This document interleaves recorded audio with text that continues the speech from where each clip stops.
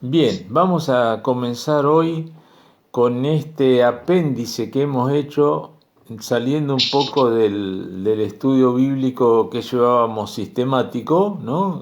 Clase por clase, para tratar este tema que considero muy importante en la iglesia y en el mundo de hoy y que es necesario que nosotros estemos al tanto de, de cómo son las cosas, porque es algo que nos enfrentamos todos los días. Eh, y por ahí usted puede decir, ¿por qué el pastor se mete con los psicólogos? Lo que pasa es que no nos estamos metiendo con, no se trata de meternos con las personas. No tenemos nada contra los psicólogos, creemos que tienen su lugar y su parte eh, dentro de la sociedad, pero lo que sí queremos presentar una perspectiva desde nuestra óptica cristiana, una alternativa a lo que presenta el mundo, a cómo tratar con los problemas del ser humano. ¿Sí?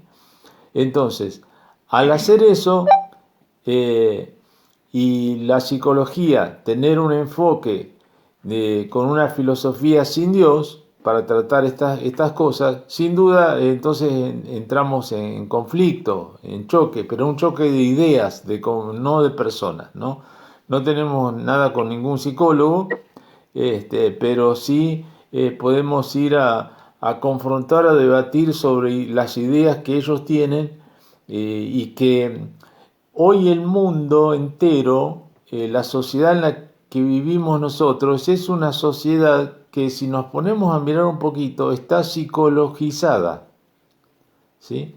Que muchas cosas que la psicología va enseñando, las conocemos todos ahora, ¿no? A todos nos llegan determinadas palabras, determinados conceptos, cosas.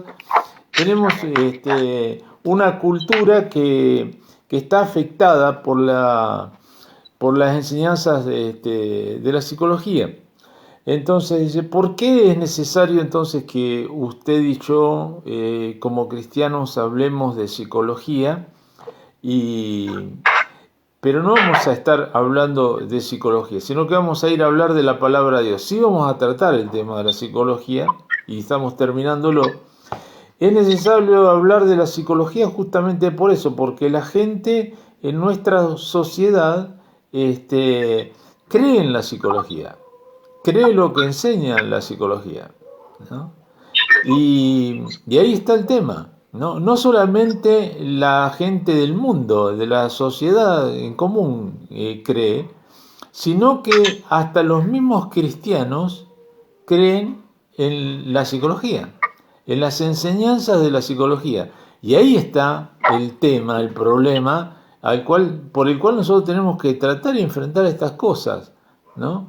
Y presentarles a los cristianos, sobre todo, una visión eh, bíblica de lo que dice la palabra de Dios, de cómo tratar con nuestros problemas, cómo enfrentar nuestras situaciones personales que vienen como consecuencia del gran problema que tiene el ser humano, que es uno solo, y que la enseñanza psicológica, la psicoterapia rechaza, que es el pecado, ¿no? El pecado en el corazón del hombre.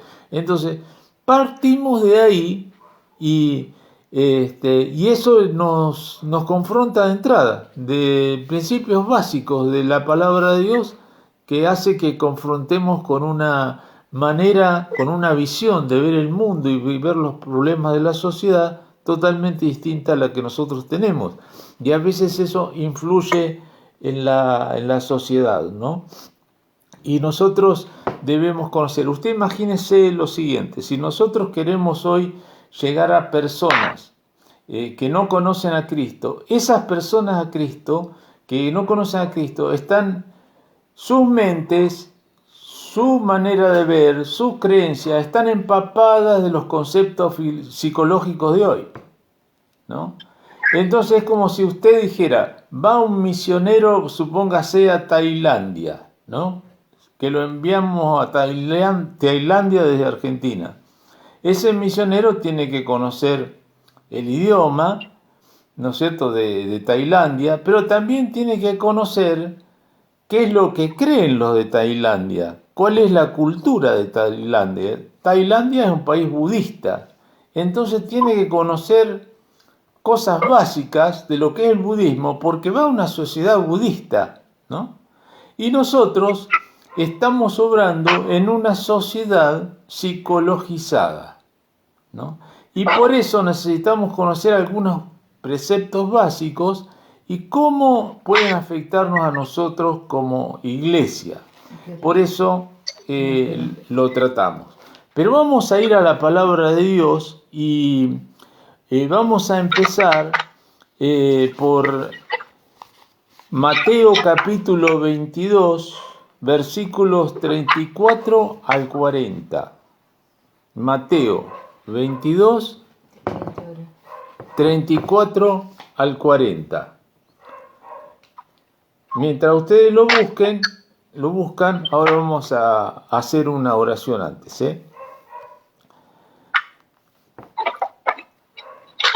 Entonces, oramos al Señor y le encomendamos este estudio de la palabra de Dios y que el Señor nos ilumine y nos ayude, nos dé entendimiento, discernimiento. Padre que estás en los cielos, en el nombre de Jesús, nos encomendamos en tus manos. Venimos ante ti y te agradecemos por tener la posibilidad de estudiar tu palabra, de meditar en ella, de poder comprender, discernir, entender lo que tú nos quieres hablar para las necesidades que tenemos nosotros y para las necesidades que tiene el mundo al cual tenemos que llegar con tu palabra, Señor. Y te pedimos que tu Espíritu Santo nos unja. Unja mi vida para poder transmitir lo que tú quieres y unja la vida de mis hermanos para que ellos puedan recibir en sus corazones tu palabra y tu palabra dé fruto tanto en ellos como en mí para la gloria de tu bendito y santo nombre. Oramos en el nombre de Jesús. Amén y amén. Bueno, vamos a Mateo capítulo 34. Capítulo 22, versículo 34, perdón. Dice así la palabra de Dios. Entonces los fariseos, oyendo que había hecho callar a los saduceos, se juntaron a una. Vamos a decir quién eran los fariseos y quién eran los saduceos. Eran dos grupos religiosos del momento. Los fariseos, generalmente los escribas pertenecían a los fariseos, eran estudiosos de la palabra de Dios, muy aferrados a la ley, ¿no? al cumplimiento literal de la ley. Y los saduceos pertenecían todos al sacerdocio levítico, eran todos los sacerdotes, por lo general eran todos saduceos. Tenían diferentes maneras de pensar. Los saduceos eran más liberales que los fariseos, pero los dos eran totalmente opuestos al Señor Jesús y fueron los que hicieron todo lo posible para que Jesús fuera a la cruz. Así que ellos estaban permanentemente tratando de hacerlo caer al Señor, ¿no? Hacerle decir algo inconveniente para que quede mal delante del pueblo o para que los romanos vinieran y lo llevaran preso, ¿no? Porque la idea de ellos al principio era eso. Cuando no lo podían lograr, decidieron que lo tenían que matar. Entonces, los fariseos, acá dice, y uno de ellos, intérprete de la ley, un fariseo, preguntó por tentarle, diciendo, Maestro, ¿cuál es el gran mandamiento en la ley? Jesús le dijo, amarás al Señor tu Dios con todo tu corazón y con toda tu alma y con toda tu mente. Este es el primero y grande mandamiento, y el segundo es semejante: amarás a tu prójimo como a ti mismo. De estos dos mandamientos depende toda la ley y los profetas. Y acá cuando dice toda la ley y los profetas se refiere a todo el Antiguo Testamento, ¿no? Que era lo único que estaba escrito para ese entonces, porque el Nuevo Testamento todavía no se había escrito. O sea que la palabra de Dios en ese momento, cuando Jesús habla, era solamente el Antiguo Testamento, que era lo único que estaba escrito. Entonces Jesús resumió toda la palabra de Dios, tanto Moisés, o sea, se refiere a los 5 libros de Moisés, como el resto de los libros de los profetas y los salmos también, lo resume en dos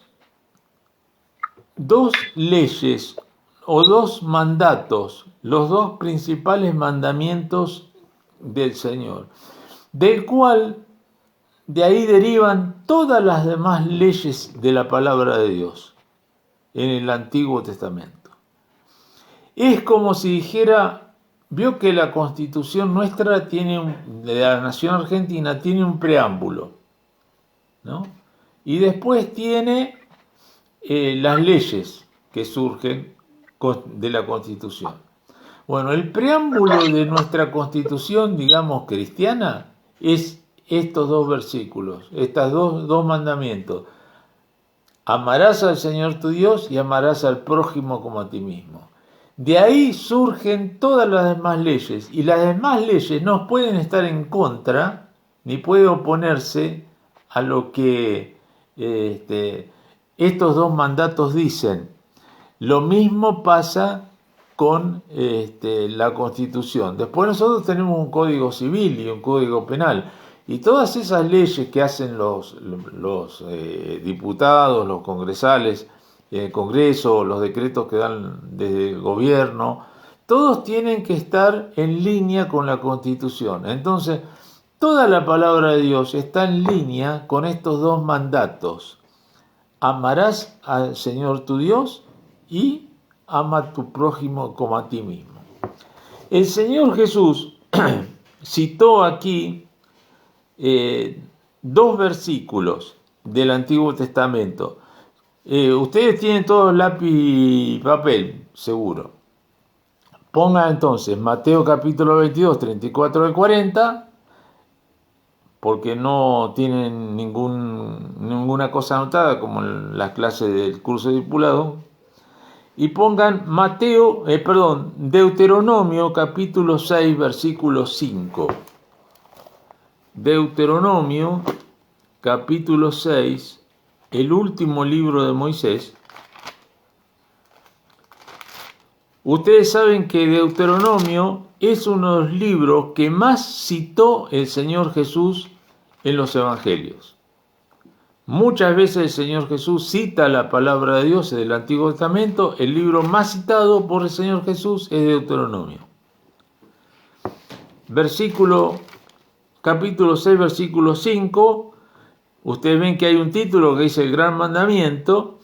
Vamos al versículo 5 y dice: y amarás a Jehová tu Dios de todo tu corazón y de toda tu alma y con todas tus fuerzas.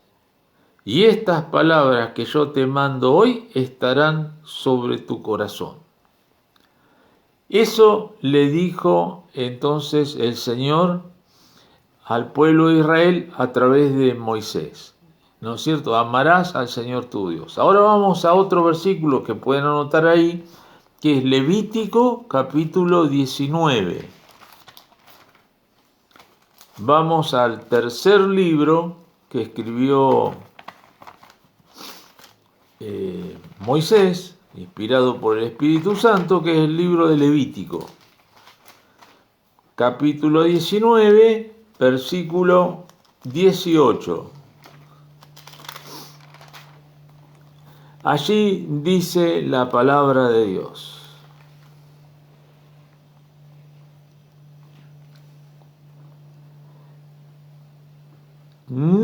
te vengarás, ni guardarás rencor a los hijos de tu pueblo, sino amarás a tu prójimo como a ti mismo. Yo, Jehová. Y ustedes van a ver que en estos capítulos,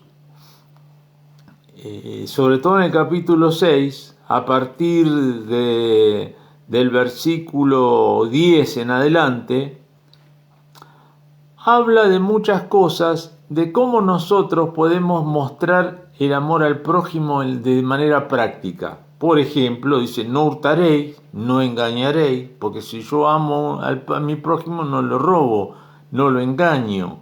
Tampoco dice, no juraréis falsamente, no oprimirás a tu prójimo, ni le robarás, no retendrás el salario, no maldecirás al sordo y al ciego no le pondrás tropiezo. Dice, no harás injusticia en el juicio, ni favoreciendo al pobre, ni complaciendo al grande. Con justicia juzgarás a tu prójimo, no andarás chismeando.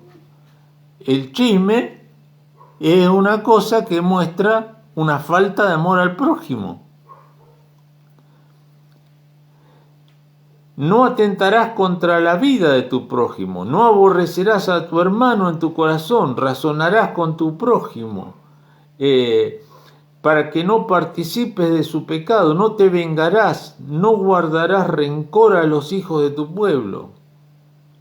Y lo termina diciendo, sino que amarás a tu prójimo como a ti mismo, y está la firma, que es como diciendo, esto lo afirmo yo dice el Señor, ¿no? Yo, Jehová, es como que firmó y afirmó lo que él venía diciendo, como que le da una acentuación a la enseñanza que quiere hacer. Y sin duda después el Señor Jesús hace lo mismo, porque toma estos dos versículos, amarás al Señor tu Dios y amarás al prójimo como a ti mismo, y les da como todo el resumen de la ley y los profetas, como dice el Señor en su palabra.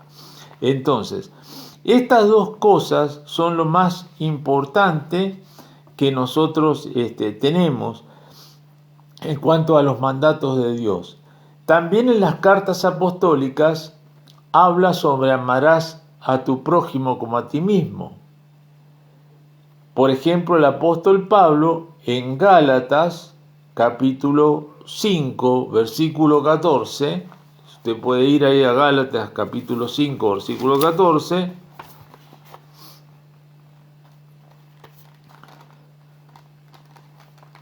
Gálatas dicen, el primer libro que se escribió de las cartas apostólicas.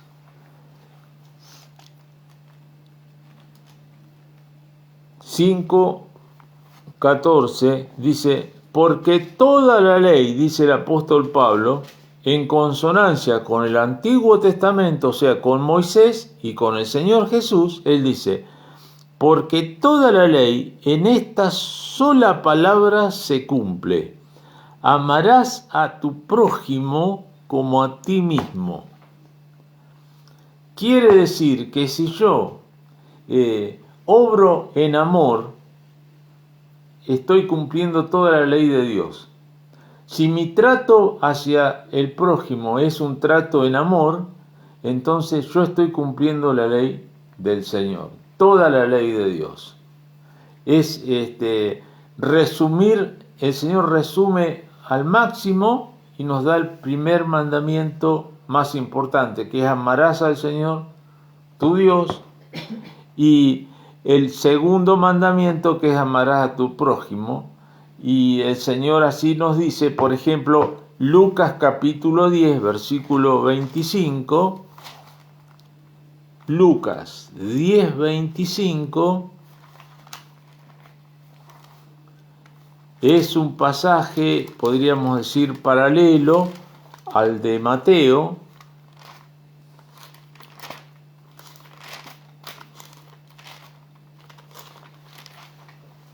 Los pasajes paralelos en el Nuevo Testamento, en los Evangelios, son pasajes que dicen lo mismo en diferentes libros del Evangelio.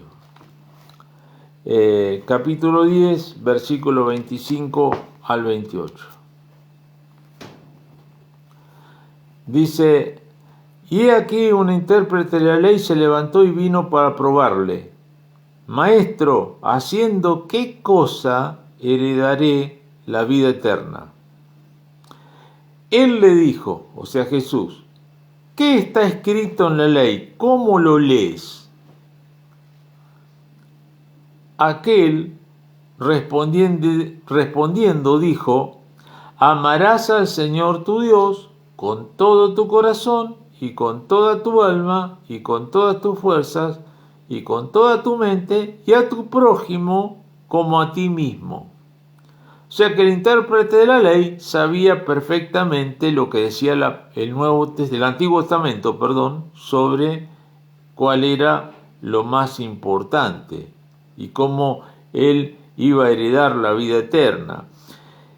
Y le dijo el Señor Jesús: bien has respondido, haz esto y vivirás.